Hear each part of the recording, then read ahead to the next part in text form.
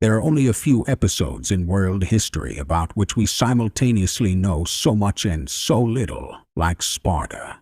On one hand, you've probably heard about King Leonidas and his 300 muscular men in red cloaks who fought against the Persians at the Battle of Thermopylae. Let's take a closer look at Leonidas, a true Spartan. But here's something you probably don't know. There were actually very few Spartans. Even during the reign of King Leonidas, Sparta had only around 9,000 to 10,000 full citizens. By the time of Alexander the Great, there were only 2,400 Spartans left. And a century later, at the city's decline, their number had dwindled to just 700.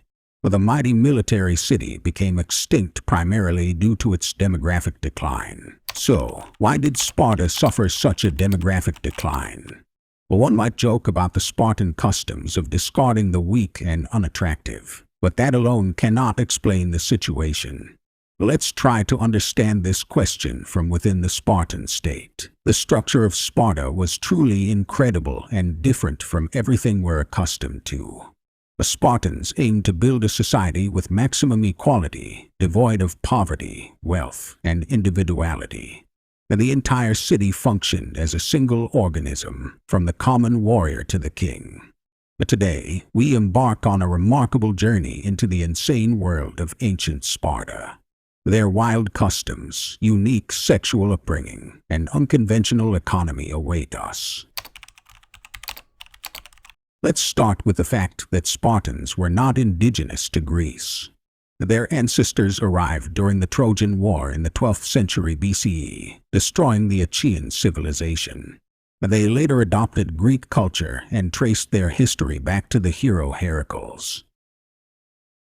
The collapse of the Bronze Age around the 12th century BCE led to a dark period in Greece known as the Dark Ages. The civilizations were destroyed, writing disappeared, and power fell into the hands of petty princes and pastoralists. The Dorian tribes emerged as dominant, and the local population became slaves. Greece began to emerge from the Dark Ages in the 8th century BCE with the rise of new city-states. Sparta was one of them, contemporaneous with ancient Rome. Archaeology does not confirm the existence of Sparta before the arrival of the Dorians, suggesting that Homer may have added contemporary elements to the historical narrative. The real Sparta emerged from the union of 4 villages in the Eurotas River Valley, with 2 kings, an unusual phenomenon. Unlike other Greek city-states, Sparta couldn't colonize overseas territories due to its lack of access to the sea. Instead, Spartan kings initiated conquest wars, expanding the state in all directions. They eventually dominated half of the Peloponnese, significant dimensions for an ancient Greek polis. Sparta expanded in a similar manner to ancient Rome and Italy. Initially, it conquered neighboring settlements and then moved on to more distant ones. However, the city of Amyclae posed a challenge, leading to a decades-long war that ended with a peaceful agreement and Amyclae becoming part of Sparta. Some city-states that resisted Sparta met a grim fate and were wiped out. This was the case for cities like Pharis, Helos, and Messene, which were once powerful and wealthy. Conquered territories had 2 main options. The first was to submit without resistance and become periosi, autonomous enclaves within Sparta. They paid tribute and provided military support to Sparta. But the second option was annihilation. The periosi, essentially considered foreigners by Sparta, were generally allowed to live according to their own laws. Sparta would maintain control by replacing any ruler who didn't align with their policies, with the option of military intervention. However, in the main, the periosi enjoyed their independent laws and even held substantial economic influence, managing all Spartan trade, including seafaring, as Spartans were precluded from any occupation except warfare. This status extended to their command over Gythion, the principal base of the Spartan fleet. On the other hand, those settlements resisting Spartan rule faced dire consequences. Initial reactions included outright extermination, which transitioned to a more utilitarian approach as the Spartans started to value the potential labor force. Such rebellious populations were forcefully transformed into helots, Spartan collective slaves. Unlike conventional slaves, helots were bound to serve not individual Spartans, but the collective state. Every Spartan citizen had the right to use the labor of 5-6 helot families for sustenance and overall maintenance. Although helots were not the personal property of Spartans, their lives were tightly regulated. Living separately in their villages, they worked on fields and provided a substantial portion of their harvest to their Spartan masters. Despite some nominal freedoms, like retaining surplus produce and limited economic liberty, helots were kept in a deliberately oppressed state to quell any potential rebellions, with restrictions on movement, weapon ownership, and even expressions of their culture. The prevalent Spartan propaganda continued to depict helots as inferior beings. Annually, Spartan authorities symbolically declared a conflict against the helots, suspending their rights and allowing actions against them that would otherwise be condemned, thereby sidestepping divine retribution during peaceful times. This practice resulted in a rite of passage for young Spartans, encompassing clandestine operations against the helots. The intent was to eliminate the most resilient among them, thereby mitigating the risk of potential uprisings. Youths armed only with daggers and cloaks procured their food, hid during the day, and hunted helots at night. Despite the barbarity, if helots defended themselves and killed a Spartan, they were unpunished, reasoning the warrior's inadequacy. Additionally, helots were frontline soldiers during wars. Demonstrating bravery could lead to freedom, irrespective of their master's views. For instance, post the Phocis War in 370 BCE, 6,000 helots were freed. Freedom didn't grant citizenship or allow them to live in Sparta, but they could live in separate settlements, retaining only the obligation to serve in the army. Spartans, renowned for their warfare skills, steadily expanded their territories and turned the indigenous populations into helots, leading to an interesting dynamic where the original Spartans were outnumbered in their own land. By the 5th century BCE, during the time of the Peloponnesian War, 80% of the Spartan army was composed of helots, state-owned serfs, and freed helots. However, no matter how heroic or valiantly these non-Spartans fought, they were never granted Spartan citizenship. But the most they could aspire to was a position in a commander's retinue, which guaranteed a comfortable life but not rights. This contrasted sharply with Rome, which often offered citizenship to its allies, a policy that was instrumental in its future success. The Spartans, on the other hand, chose to uphold their traditions and remain an isolated warrior caste. This steadfast adherence to tradition was traced back to the laws of Lycurgus, a mythical figure who was perceived by the Greeks as real and revered as the architect of Sparta's unique social and political structure. As the legend goes, Lycurgus, either an advisor or co-ruler to one of the early Spartan kings, embarked on extensive travels, witnessing different cultures before returning to a chaotic Sparta, where the rich exploited the poor and the kings lived in decadence. Seeing the dire state of his homeland, Lycurgus seized power, initiating a series of reforms that culminated in the creation of the Great Retra, a blend of constitution, code of conduct, and sacred scripture. After establishing these laws, Lycurgus took an oath from the Spartans to uphold them until his return from an announced journey. However, he allegedly starved himself to death in the mountains, ensuring that the Spartans, awaiting his return, would perpetually follow his laws. The governance of Sparta was an intricate system, starting with 2 kings at the helm, who were elected but always happened to be the son of the previous king. But the kings had solely military authority and were forbidden from engaging in other activities such as judging, granting rewards, and managing the economy. Below the kings were the Gerousia, a council of 28 respected citizens over the age of 60, elected for life. which along with the kings formed the Council of Elders, bearing a resemblance to the Roman Senate. Further down the hierarchy was the Popular Assembly, consisting of all male citizens over the age of 30. Sparta had an unusual approach to its laws, none of which were written down. The Spartans believed unwritten laws allowed only the truly functional ones to persist, while unnecessary ones would be forgotten. This peculiar system was managed by ephors, the priestly officials. This collective view of their laws and governance solidified the unique nature of Spartan society. Sparta's governance was a unique blend of monarchy, gerontocracy, and democracy. All laws were developed by the two kings and the Gerousia Council of Elders, then presented to the Popular Assembly for a vote. Yet, the Assembly's function was limited to voting for or against. If they voted incorrectly, the kings could dissolve the Assembly, and the law was enacted anyway. The Popular Assembly also held elections for all government positions, including the kings and the Gerousia. But for the kings, the sons of the previous ruler were traditionally elected. The Gerousia election process was intriguing, where citizens would voice their support or disapproval of a candidate. Based on the volume of this response, the Electoral Commission in a nearby booth would select the winner. Above this system were the ephors, priestly officials charged with enforcing the adherence to the traditions and laws of Lycurgus, the legendary lawgiver of Sparta.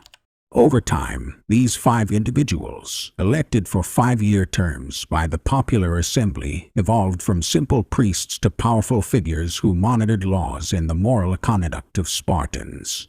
They also controlled foreign policy and governance over the Helots and Perioikoi, intruding even into the personal lives of Spartans, including the kings and the Gerousia. The ephors could impose fines and sanctions. Their power was rooted in their perceived direct communication with the gods. They observed the stars, sought divine signs, and could determine if a king had fallen out of divine favor. To enforce their decisions, they had an army of 300 trusted warriors, each serving for 1 year at the age of 30. It is theorized that the famed 300 Spartans led by King Leonidas were these ephors guards.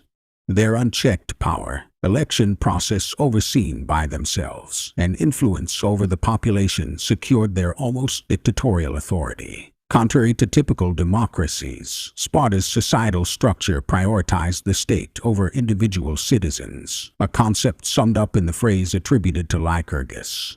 I will establish democracy in the state only if each person establishes democracy in their own home. Essentially, Sparta was a totalitarian state with a societal ideal of unanimity, all Spartans living for the state's interests according to Lycurgus's laws. This approach bred an environment with no room for independent philosophers, fostering instead a culture of communal obedience, as appreciated by Plato. In war or peace, Spartans were expected to follow orders meticulously, never act independently, and contribute to the state as a collective unit. As a city-state with a population between 9,000 to 10,000 full citizens, Sparta was a small, tightly knit community. In this society, every Spartan citizen was primarily a warrior, and their identities were deeply tied to their respective regiments, which also functioned as local administrative bodies. The distinction between military regulations and civil law blurred, and they became essentially indistinguishable. Once Spartans reached the age of 20, they were grouped into common messes, groups of 16 that shared meals at public dining halls. This practice was derived from a law by Lycurgus, forbidding men from dining at home.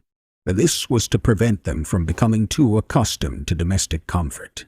Every member was required to contribute food, which was simple and regulated, usually consisting of Spartan black broth, barley bread, pork, olives, cheese, and figs. These common tables were more than just dining spaces. They also represented the warriors who would fight side by side in battle. Becoming part of a common mess was not straightforward. An applicant had to be unanimously accepted by all existing members through a unique voting system involving bread loaves. If even a single member disagreed, evidenced by a crushed loaf in the jug, the applicant was denied. This practice was perhaps one of the only true democratic exercises in Sparta. Within these groups, members observed each other closely. If anyone deviated from tradition or failed to uphold Spartan values, they were publicly shamed by their comrades. This enforcement of moral and social norms further reinforced the unity and cohesion of Spartan society. Individualism was suppressed, and all Spartans were expected to think and act for the good of the state. Travel was restricted in Sparta, and citizens were largely prohibited from visiting other city-states. But the only exception was granted to the most loyal warriors, and this was to ensure that Spartan citizens didn't get influenced by different lifestyles in other city-states. The Spartan economy was starkly different from other city-states, underpinned by an ideology of absolute equality. The Spartans didn't differentiate between the aristocracy and common people. Instead, every Spartan belonged to the ruling class. Poverty and wealth were practically outlawed, achieved by replacing the traditional market-based monetary system with an unconventional one. In Sparta, money was made of iron, not gold or silver. These hefty iron rods were cumbersome, making trade difficult and impractical. This peculiarity was understood by the Spartan leaders, who viewed this as a feature rather than a drawback, as it helped combat inequality and maintain a uniform societal structure. While this economic system was the subject of ridicule in other city-states, it was another testament to the Spartan commitment to equality and unity, values that were deeply woven into the fabric of their society. Sparta's socio-economic structure was marked by the priority of warfare over all other activities, and by rigid state control of production, land allocation, and personal lives. Spartan citizens were barred from engaging in trade, craft, or economic activities, all of which were left to the non-citizen helots. But for a Spartan, only warfare was considered a worthy occupation, and income was primarily derived from the labors of slaves. Land distribution was also under state control. But the Spartan state owned all land and equally divided it among its citizens. Each Spartan was assigned a plot provided by the state from birth. Despite familial succession, the land remained state property, and its sale or lease was forbidden. The state maintained stringent control over agricultural activities and yields, enforcing an extreme level of equality. Such equalization extended to personal property, with laws allowing Spartans to use their neighbors' belongings if they were not in use. Wealth, even if amassed from military campaigns or illicit trade, couldn't be displayed ostentatiously.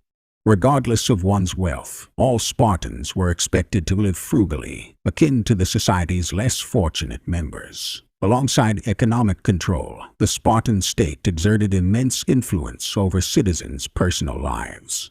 Children were considered assets of the state, not individual families. Relationships were forbidden until the age of 20, after which marriages were arranged by the elders. Refusal to marry and procreate was socially condemned.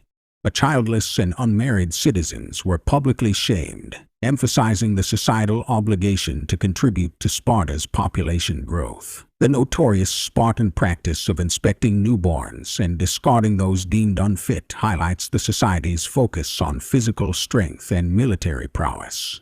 The children were removed from their families at age 7 and trained in special camps. These camps fostered a survival of the fittest ethos, with the older and stronger members, known as bulls, dominating the younger and weaker. The leaders intentionally instigated fights to determine the strongest, molding them into future warriors. In Sparta, child warriors in training camps received minimal resources from the state, fostering an ability to endure hardships and develop self-sufficiency. They walked barefoot, wore a single cloak annually, slept on collected reeds without blankets, and were responsible for their own sustenance. Theft was encouraged as a way to develop bravery and agility. However, being caught resulted in a beating not for the theft, but for the incompetence of being caught. Myths portray the Spartans' extreme stoicism and resistance to pain, such as the tale of a boy who, rather than being caught stealing, allowed a fox to gnaw through his abdomen in silence. Although this is a legend, it illustrates the ideal behavior that Spartans were expected to uphold. Education in Sparta focused on creating warriors. Any subject that could distract from martial training was seen as detrimental. Therefore, education primarily consisted of basic arithmetic, writing, and music essential for conveying signals in the Spartan army. The training emphasized obedience, endurance, perseverance, and a win-at-all-costs mentality. They interspersed these sessions with indoctrination on Spartan history and its superiority over other Greek polis, cultivating a strong sense of national pride and prejudice against other societies. Spartan society followed a unique set of norms and cultural practices that may seem strange or even disturbing by modern standards. Homosexual relationships between adult Spartan warriors and young boys were common and accepted. This practice was not seen as debauchery, but rather a method to strengthen military camaraderie and transmit the norms of a warrior's behavior to the young boys. These relationships between two adult men, however, were severely punished, reflecting the complex nature of Spartan social rules. The Spartan way of life was characterized by extended periods in training or military camps. The young men lived and trained in these camps from childhood till they were about 30 years old. After turning 20, a Spartan man was considered mature enough to manage his property, slaves, and marriage, but was still not considered a full citizen with political rights until he reached the age of 30. Spartan women held a unique position within ancient Greece. Expected to bear strong soldiers for the state, they underwent physical training and athletic activities, similar to the men.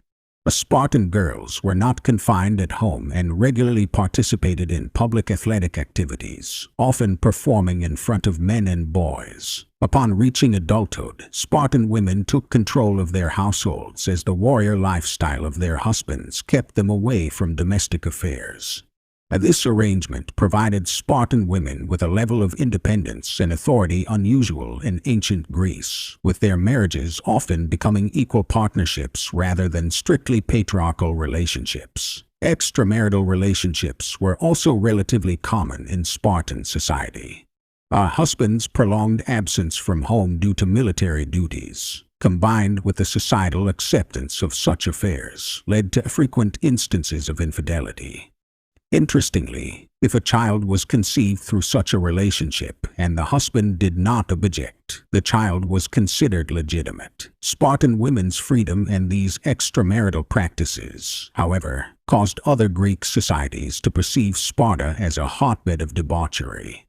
Despite this view, Sparta maintained stringent rules around citizenship. Only those born within official marriages were considered full citizens.